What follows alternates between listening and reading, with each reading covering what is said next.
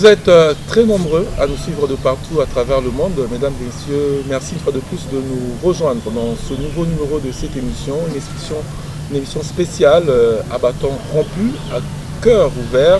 Aujourd'hui, j'ai le réel plaisir de recevoir dans cette émission une grande dame, une dame dynamique, résiliente, une femme qui se veut une place dans la société.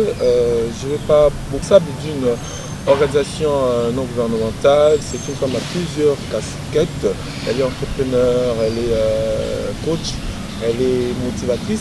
Donc je veux recevoir, mesdames et messieurs, dans ce nouveau numéro, Madame Flore Liwanga Nyandondo. C'est avec elle aujourd'hui que nous allons échanger autour de la femme, autour de la politique, mais également et surtout autour des enjeux politiques qui pointent à l'horizon. Madame Flore, bonjour. Bonjour, Monsieur Jojo. Merci d'avoir répondu à notre invitation et bienvenue à cette émission. Merci. Comment allez-vous? Je vais très bien, merci. D'accord. J'ai brièvement présenté ce que vous êtes, ce que vous faites, mais pour ceux qui ne vous connaissent pas, pour ceux qui ne savent pas qui vous êtes, qui est Madame Flore Liwanga? Je suis Flore Liwanga Nyandondo, de mon nom, femme congolaise. J'aime beaucoup dire toujours mère des 2 enfants, femme entrepreneur. Je suis aussi présidente d'une ONG qui s'appelle Michael Fondation. Et je suis une femme ambitieuse dans beaucoup de projets et d'ambitions d'avenir. Et je suis aussi une femme qui est dévouée et qui veut servir la nation congolaise. Alors, vous êtes aussi entrepreneur, hein? Oui, ça je le dis. Alors, Madame Flore, aujourd'hui, nous allons ensemble avec vous parler de différentes problématiques que nous rencontrons au niveau de la classe politique congolaise. Mais je voudrais que vous puissiez quand même nous dire, et surtout ce que la femme rencontre comme difficulté dans la scène politique congolaise. Mais avant d'y arriver, dites-nous un peu quelle image, quelle lecture faites-vous de la femme de manière générale, hein, que ce soit une femme congolaise ou une femme occidentale, la femme dans sa diversité, dans sa pluralité. Quelle lecture, quelle image avez-vous de la femme? L'image que moi j'ai de la femme, étant femme aussi, je pense que c'est une image forte. La femme, moi je dirais, c'est un être très fort. C'est un être qui apporte beaucoup de changements.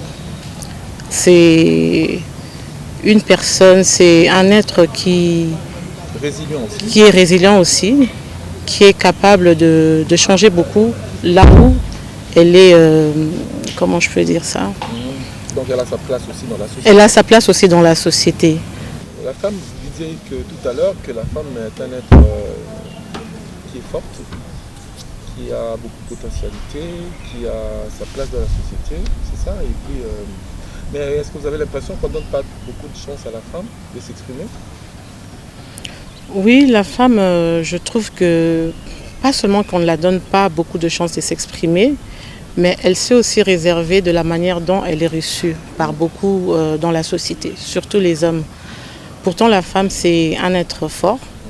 Elle a beaucoup de potentialités. Beaucoup des femmes ont des grandes visions. Mais peut-être qu'elle n'est pas exposée pour faire entendre aussi ou faire voir sa vision aussi. On n'accorde pas beaucoup de chance à la femme de pouvoir donner,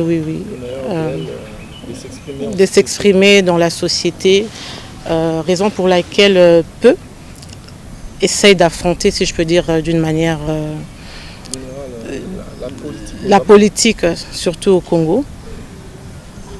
Ok. Alors, comment réagissez-vous aujourd'hui? Parce que vous avez si bien dit d'ailleurs que la femme a beaucoup de potentialités, beaucoup de valeurs, beaucoup à donner en société. Comment réagissez-vous par rapport à ceux qui disent ou qui collent certains clichés ou certains stéréotypes, notamment ceux qui disent en Lingala que Kolia na Mwasi, Kolia na Ndoki, Mwasi Atonga Kambo Kate? Est-ce que vous partagez cet avis-là? Je suis sûr déjà que vous direz non en tant que femme, mais comment réagissez-vous par rapport à ceux qui font de telles affirmations? Ces affirmations, moi je dirais, elles sont fausses. Et je suis sûre même que la plupart de ceux qui affirment cela, ce sont des hommes. Parce que je ne pense pas que la femme elle-même, d'elle-même, elle dira que Kolia na Mwasi, Kolia na Ndoki, non. La femme, elle est grande dans sa nature. Elle peut apporter beaucoup. La femme, c'est le progrès de l'humanité, c'est le progrès du développement. Et de tout pays, là où elle est impliquée, elle peut faire plus que ça. Et dire que Koliana Mwasi, Koliana Ndoki, c'est faux. Il y a beaucoup de femmes qui sont impliquées dans la politique, même aujourd'hui dans la République démocratique du Congo. Aujourd'hui, on a une première ministre, c'est une femme. Nous saluons d'ailleurs Madame Judith, on salue Madame Judith Suminwa Tuluka. Ça vous a réjoui de voir aujourd'hui Beaucoup, c'est une fierté. C'est un exemple pour moi, pour nous, pour beaucoup de femmes, même je suis sûre. Et on va juste suivre son chemin, son parcours, si on peut dire dans ce sens-là. Et c'est une exposition aussi pour la femme, surtout congolaise, aujourd'hui. Et on a eu, je pense aussi dans le passé, une femme présidente de l'Assemblée nationale. Et peut-être qu'un jour, on aura une femme présidente de la République, présidente au Sénat, pourquoi pas. Donc la femme, elle a sa place. C'est juste la laisser s'exprimer et sortir de son cocon, là, si on peut dire un peu dans ce sens-là. Oui. Donc vous êtes contre ceux qui disent que moi c'est Tonga Mboka, la femme peut contribuer. Moi c'est Tonga Mboka, moi c'est Tonga Mboka. Je recours encore juste sur l'exemple de la première ministre. C'est elle la numéro 1, c'est elle la tête du gouvernement. Donc autour d'elle, il y a la majorité, ce sont des hommes. Donc si elle est là, ça veut dire qu'elle a une tête. Si elle est là, ça veut dire qu'elle est capable de quelque chose. Elle avait une vision, elle est compétente, elle a des ambitions et elle veut un changement. Raison pour laquelle ce n'est pas un hasard qu'elle a été choisie comme première ministre. Donc il y avait des atouts, des compétences qu'on a vues en elle, qu'on devait la placer là. On la souhaite bonne chance et on veut voir ce changement en elle et on la supporte. Et je la supporte. C'est aussi une pression sur la femme, puisque si ça ne marche pas, on va incriminer un peu toutes les femmes, surtout les femmes intello. Alors, puisque nous parlons déjà, nous sommes dans le bain de la politique, on a parlé de la femme dans sa diversité. Bien qu'aujourd'hui, il faut reconnaître aussi que beaucoup de femmes ne donnent pas la chance à la femme, parce que moi j'ai toujours dit que les femmes sont majoritaires au pays. Si toutes les femmes se décidaient de placer les femmes dans les institutions, vous serez majoritaire sur toutes les instances de prise de décision notamment. Alors, que pensez-vous de la politique congolaise aujourd'hui? On a beaucoup une certaine image de la classe politique dans son ensemble. Mais vous, personnellement, qu'est-ce que vous pensez? Quelle image avez-vous de la politique en République démocratique du Congo? Je dois me dire, nouvellement inscrite dans la politique, à peine de me lancer, je dois dire, dans le monde politique. Je vois plus la politique extérieure, la politique au Congo. On voit aussi les news, on côtoie aussi de fois les gens, certains acteurs politiques. Voilà, c'est un monde pas facile, c'est un monde d'hommes où on peut facilement être englouti. Moi, je dirais que la politique congolaise, beaucoup dans les partis politiques, j'ai l'impression que on n'adhère pas dans les partis politiques en suivant la vision, en fonction d'une vision, d'une idéologie, de l'idéal même, ou des ambitions, ou des objectifs, ou la mission même de ce parti. Soit les relations qu'on a tissées avec le leader, les relations qu'on a tissées avec la famille politique, ou même de fois ce sont les mêmes ethnies et tout, ou les membres de famille, voilà. Mais pour moi, je dirais la politique doit être claire, elle doit être transparente, visible pour tout le monde, de comprendre les mots, les phrases qu'on peut comprendre facilement, afin de donner cet espoir, cette force à une personne d'adhérer, d'entrer. Comme moi, par exemple, si je vous vois, Jojo, voilà, vous avez un parti politique et je vois clairement les objectifs du parti, la vision du parti qui est claire, qui me parle, qui me touche. Ben, pourquoi pas vous soutenir? Peu importe que vous soyez de telle ethnie, peu importe que vous soyez plus jeune ou plus vieux que moi. Voilà, c'est en fonction de ça que ça va m'éclairer pour entrer dans ce monde-là. C'est pratiquement, c'est que c'est pas sous d'autres cieux où on retrouve... Ah oui, des adhésions en Oui. fonction de courants politiques, selon qu'on appartient à un courant idéologique, les socialistes par exemple, communistes. Ici, c'est pas ça. Est-ce que vous trouvez que c'est aussi ça qui renforce cette transhumance au niveau de la classe politique, où vous verrez quelqu'un qui est de l'opposition et qui passe subitement dans la majorité ou vice-versa? C'est parce qu'il n'y a pas cet engagement idéologique au niveau des partis politiques, c'est un peu ça aussi. Hein. La politique, en même temps, moi je dirais, Ça doit être une vocation. c'est une vocation, je ne connais peut-être pas les mots Oui, exacts, mais je dirais dans le sens, je donne un peu l'exemple militaire, si Voilà. je peux dire, c'est la formation militaire, j'ai l'impression que vous êtes, comment on appelle, vous prêtez serment, Voilà. vous avez Un engagement. un engagement d'honneur, la loyauté jusqu'à la fin. Et la politique, à moins que ça aille à l'encontre du peuple, à moins que les objectifs, la mission même ou la vision aillent à l'encontre du peuple, c'est là que facilement ça peut vous pousser à quitter. Mettons que la vision est là, elle est claire, on reste loyal à ce parti, à ce regroupement, pour essayer de servir aussi la nation surtout. C'est ça l'intérêt, c'est ça même l'intérêt, c'est de servir la nation.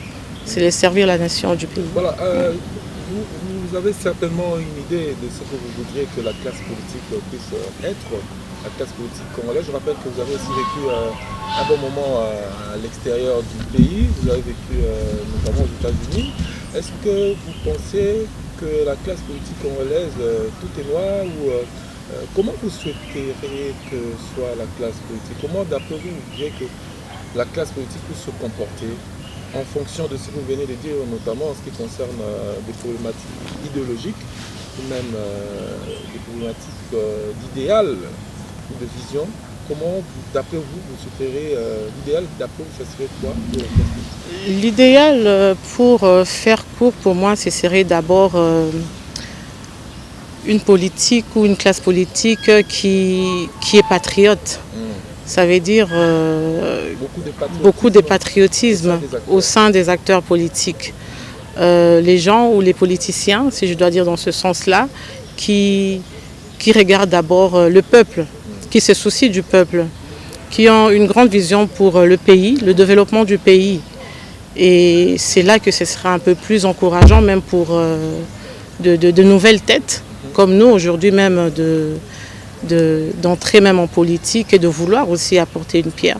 Je ne dis pas que tout le monde est dans cette espèce de corruption, si je peux dire un peu dans ce sens-là, mais ça encourage de voir des acteurs politiques assez nobles, moi je dirais, et qui ont un sens qui va vers le développement du pays et surtout qui est toujours de servir la nation. C'est ça même l'objectif de la politique. Alors, je vous poser cette question parce que vous l'avez dit, vous aujourd'hui vous avez opté de vous lancer en politique. C'est pas un monde facile, on l'a relevé ici, c'est la politique, surtout au Congo. Pour certaines personnes, c'est un monde des coups bas, un monde avec beaucoup de frustration, beaucoup d'empoisonnement, d'assassinats. Donc c'est un monde de mensonges, comme certaines personnes le disent. Mais vous, personnellement, aujourd'hui, malgré au-delà de ce tableau sombre qu'on a peint de la classe politique, vous vous êtes engagé de vous lancer en politique. Pourquoi? Pourquoi? En tant que femme, surtout parce que c'est un monde qui est dominé par les hommes. Qu'est-ce qui vous motive à faire de la politique aujourd'hui au Congo? La motivation de faire la politique, deux fois c'est peut-être les phrases, comment vous l'avez exprimé, dire que faire de la politique, ça fait un peu cliché aussi en même temps. C'est apporter un plus. Moi je dirais c'est apporter un plus. C'est vrai que la politique congolaise, moi je dirais, je pense qu'il faudrait avoir des nerfs solides. Vraiment. Parce qu'on n'aura peut-être pas à rester avec d'autres acteurs ou des gens autour qui n'auront pas la même vision que toi. Mais il y a un début à tout, comme on dit. Il y a toujours un début à tout. Et on est là, je suis une femme congolaise. Et j'aimerais bien apporter ce que j'ai appris dans la vie, mes connaissances, mes compétences pour servir le Congo, pour le peuple congolais. Le peuple souffre beaucoup, ça c'est sûr. Le peuple souffre. Je ne sais pas partout, je ne sais pas dire en globalité, mais je vois quand même que le peuple souffre. Et pas seulement qu'il souffre, il ne sait pas aussi se révolter d'une manière. Et il faudrait qu'il y ait des voix qui commencent à se faire entendre. Et surtout les voix des femmes. Les voix de femmes aussi qui commencent à se faire entendre pour qu'il y ait ce changement. Parce que la plupart de voix, ce sont des hommes qu'on voit, qu'on entend. Et après toutes ces années, il y a toujours presque pas, je ne sais pas si je peux dire le pourcentage c'est combien, mais il n'y a pas trop de changements, moi je trouve. Et alors des nouvelles voix féminines qui vont commencer, qui sont déjà dedans, et d'autres qui vont encore s'élever, et on doit faire partie de ces voix-là, et toujours dans l'engagement de servir d'abord le peuple. Comme je l'ai dit tout à l'heure, la politique c'est un monde glissant, un terrain glissant, effrayant aussi pour certains, beaucoup évite notamment de faire de la politique par rapport à tout ce que j'ai dit là. Mais vous, personnellement, ça ne vous effraie pas de faire la politique? En tant que femme, et surtout dans un environnement constitué en majorité d'hommes. M'effrayer dans le sens, m'effrayer, avoir peur, non. Parce que quand on a la volonté, ça veut dire qu'on a aussi l'amour. On est en paix d'abord pour essayer quelque chose de nouveau. Ça veut dire qu'on a quelque chose en soi qu'on veut faire voir à la population, au pays, pour le développement du pays. Donc dans ce sens-là, moi, ça ne m'effraie pas. Je ne pense pas que j'aurais peur de ça. Mais par contre, dire que ce ne serait pas facile. Et en même temps, je serais en train d'apprendre. Parce que c'est un monde nouveau pour moi. Je suis entrepreneur, je suis habituée dans mes affaires, je suis habituée à rester plus proche de ma famille, mes amis. Et la politique, c'est quelque chose qu'on met toujours à l'écart. C'est soit on est là à écouter, à critiquer, à faire des commentaires, mais c'est juste entre nous, dans la maison, entre amis. Mais là, il est aussi temps pour nous de faire le pas devant et de se lancer dans la politique active et d'apporter quelque chose de nouveau. Cette voix-là qui doit être écoutée de tous, voilà, raison pour laquelle on est là. Et je pense que je suis capable de cela, de le faire. Oui. Le défi sera grand, ça c'est sûr et certain, mais comme on dit, qui veut peut. Si on a la volonté, on peut donc le faire. Est-ce que ce n'est pas, en tout cas je m'en voudrais si je ne vous pose pas cette question, est-ce que vous ne venez pas en politique aujourd'hui pour vous faire de l'argent, pour vous refaire une santé financière? Parce que pour beaucoup, aujourd'hui la politique c'est un raccourci, c'est le moyen le plus rapide pour s'enrichir à travers des nominations, devenir ministre, devenir mandataire public dans une entreprise publique de l'État. Est-ce que vous ne venez pas en politique pour vous faire de l'argent? Venir en politique, se faire de l'argent, pour moi, non. Sûrement, il y en a eu, ou il y en a encore, peut-être. Mais ça, c'est la mauvaise politique, moi, je dirais. Être en politique, l'argent, c'est pas l'argent pour les acteurs politiques. Mais c'est l'argent pour la République, de la population, du peuple congolais. On est venu pour apporter un plus. Je suis déjà femme entrepreneur, ça veut dire que je me débrouille assez bien, bien avant la politique. Je m'en sors assez bien et c'est fort même possible que je m'enrichisse bien avant la politique, qui sait. Donc la politique pour moi, c'est pas pour m'enrichir. C'est pour contribuer par contre au peuple congolais et pour aider le peuple à avancer et à donner quelque chose venant de moi. Ouais. Alors, très bien, vous êtes également, pour le rappeler, au début, nous en repensons lentement mais sûrement vers la fin de cette émission. Vous êtes candidate aujourd'hui aux élections sénatoriales. Pourquoi avoir attendu longtemps? Pourquoi postuler maintenant comme candidate sénateur alors que vous vous lancez aussi maintenant dans la politique? Pourquoi le choix du Sénat par exemple? Le choix du Sénat reste toujours dans l'intérêt, je vais toujours tourner en rond dans l'intérêt de servir le peuple. Le Sénat, moi je trouve c'est la chambre des sages. C'est la chambre des sages, c'est une école de sagesse. Il y a des grands, il y a des intellectuels qui sont là. Il y a des gens qui ont besoin de transférer leur héritage, leur connaissance à de jeunes comme nous. Et moi c'est ce qui m'attire d'ailleurs.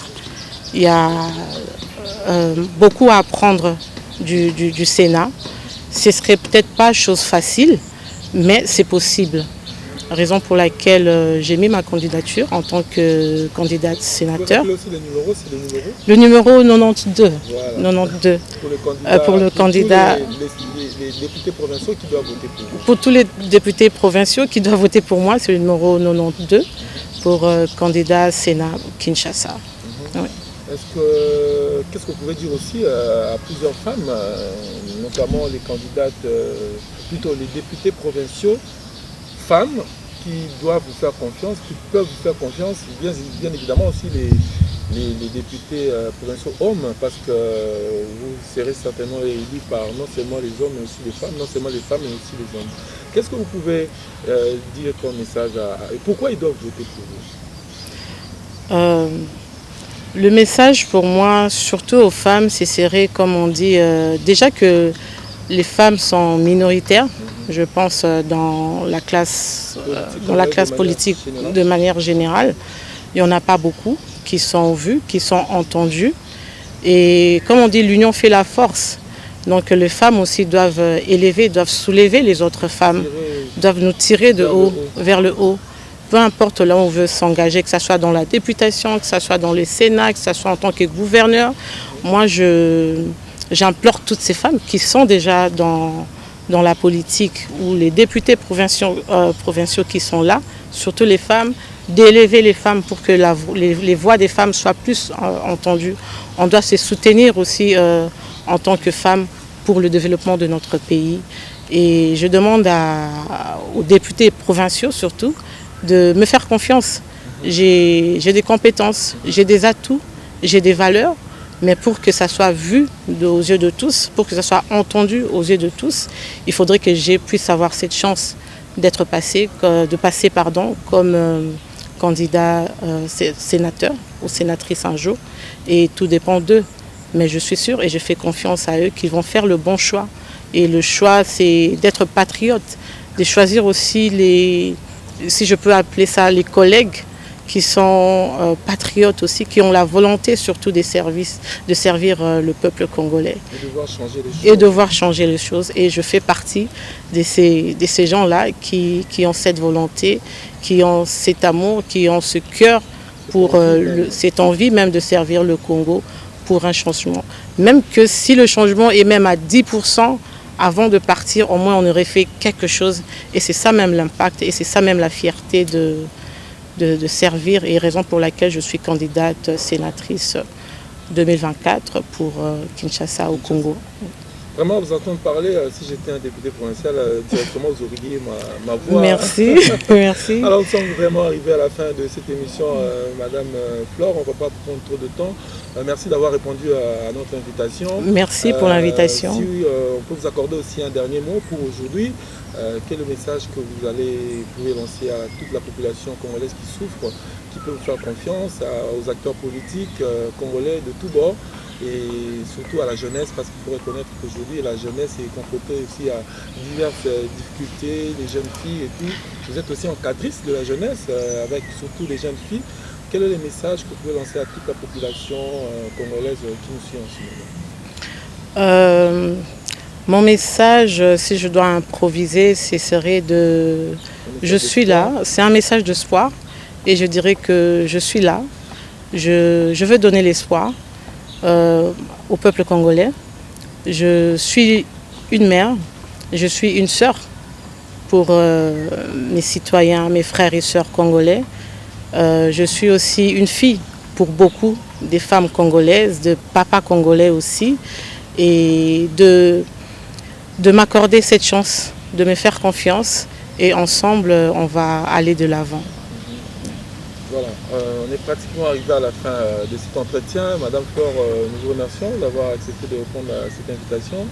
Et merci également à vous, fidèles téléspectateurs, d'avoir suivi cette émission. Nous avons reçu pour vous aujourd'hui Madame Flore Liwanga Nyandondo. Elle est femme d'affaires, elle est entrepreneur, responsable d'une ONG. Elle est aujourd'hui femme politique. Elle accepte de se lancer dans la carrière politique. Nous vous souhaitons bonne chance et bon vent dans cette nouvelle dynamique que vous avez entreprise. Je rappelle aussi que vous êtes candidate pour les élections sénatoriales de Kinshasa qui vont se tenir, sauf imprévu, selon le calendrier de la CENI, le 27, plutôt le 29 avril, puisque la campagne électorale commence du 25 au 27 avril 2024. C'est par ici que nous terminons, que nous refermons complètement cette émission. Si cette émission vous a plu, dites un grand merci à Di Donjabou à la réalisation et Persim Benza à la technique. Et grand merci à vous, une fois de plus, mesdames et messieurs, fidèles téléspectateurs, d'avoir suivi ce numéro. Le rendez-vous est donc pris pour un prochain numéro avec un autre invité à la même heure sur la même chaîne et bien évidemment avec le même plaisir. Merci et au revoir.